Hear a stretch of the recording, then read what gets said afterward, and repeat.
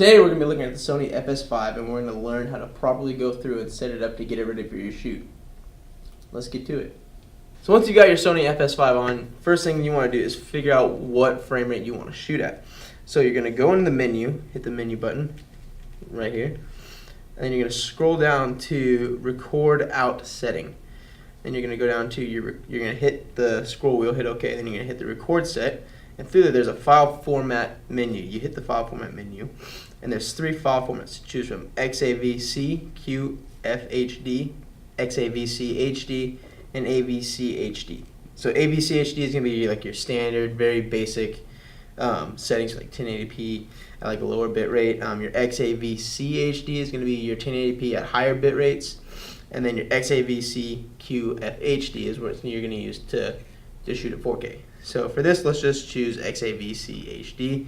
And now we're going to go down to our recording format that's right below file format, and that is where we can choose between 24 frames, 30 frames, or 60 frames, where we can choose our megabit per second as well. So let's just, for this example, let's shoot at 1080p, 24 or 50 megabits per second. We're going to hit OK.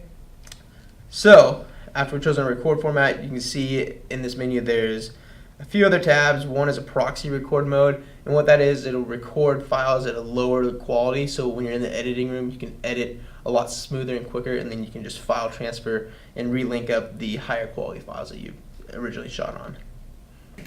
Now that you've chosen your file format that you want to shoot at, your next most important thing to do is format your SD card.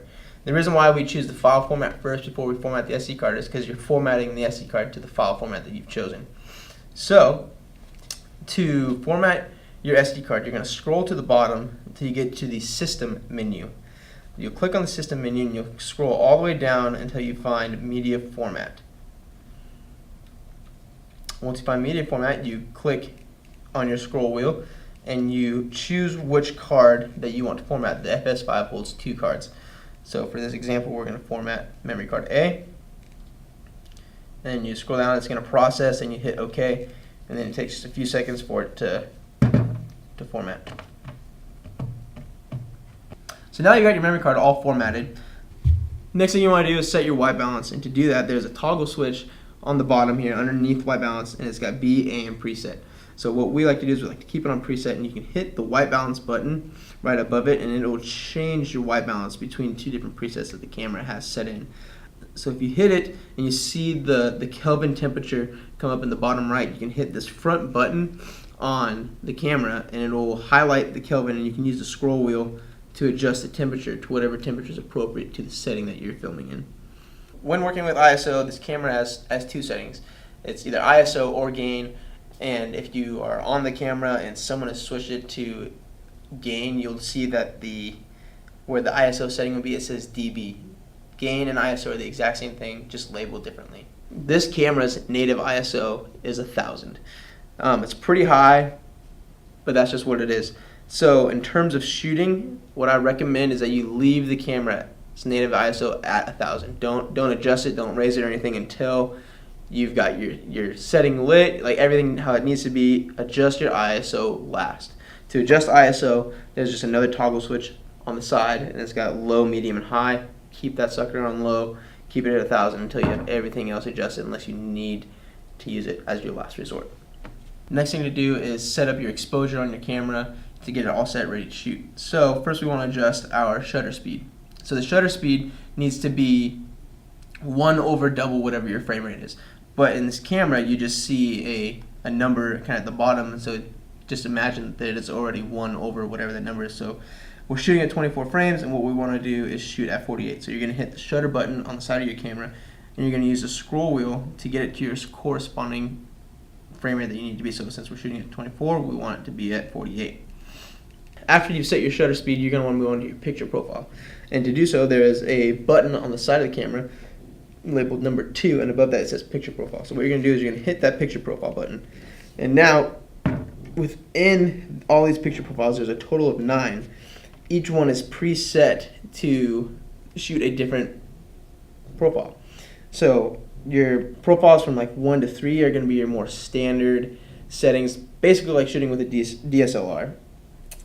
Picture profile 4 is slightly bit more advanced, and then 5 and 6 are going to be your center profiles, and that is one of my personal favorites to shoot at. It's the best looking, and it's not as hard to use as like S-Log, which picture profiles 7 through 9 are set at. S-Log is something that you can use for a more dynamic range.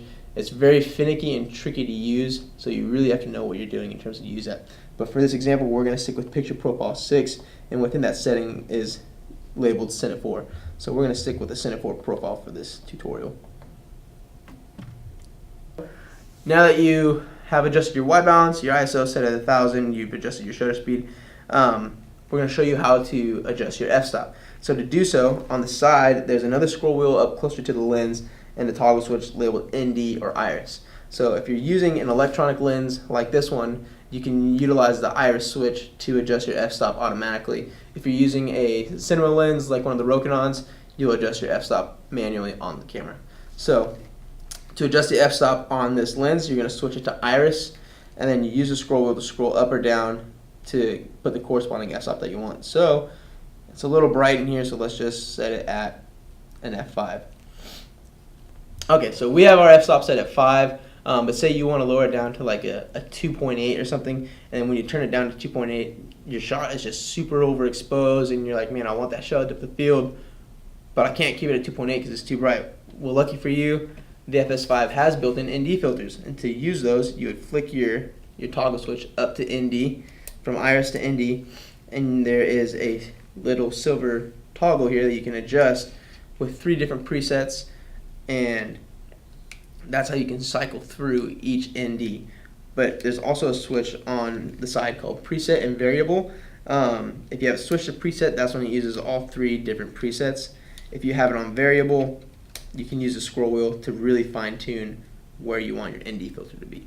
So after setting your ISO, your shutter speed, you're choosing your picture profile, and setting your f-stop and using your ND filters as what you need, now you can move on to audio. So what's cool about this camera is it has 2 XLR inputs that you can record internally into the camera instead of having to use like an H6 or an H4, whatever you would utilize on a set. Say you're doing like a basic interview shoot, you can have the microphone connected straight to it and using it handheld with your guest. So there is an input on the back side, and then an input up on the top handle grip right in here, and you can adjust the gain on these inputs with the scroll dials on the side. Another cool feature of the FS5 is that it can shoot in very high frame rates for really crisp slow motion.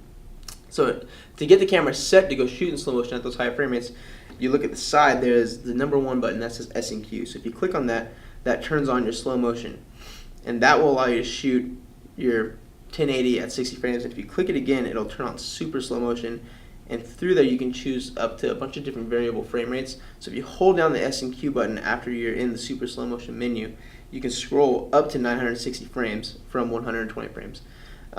If you scroll up higher past 240, it will drop your quality down from 1080 to maybe even 480.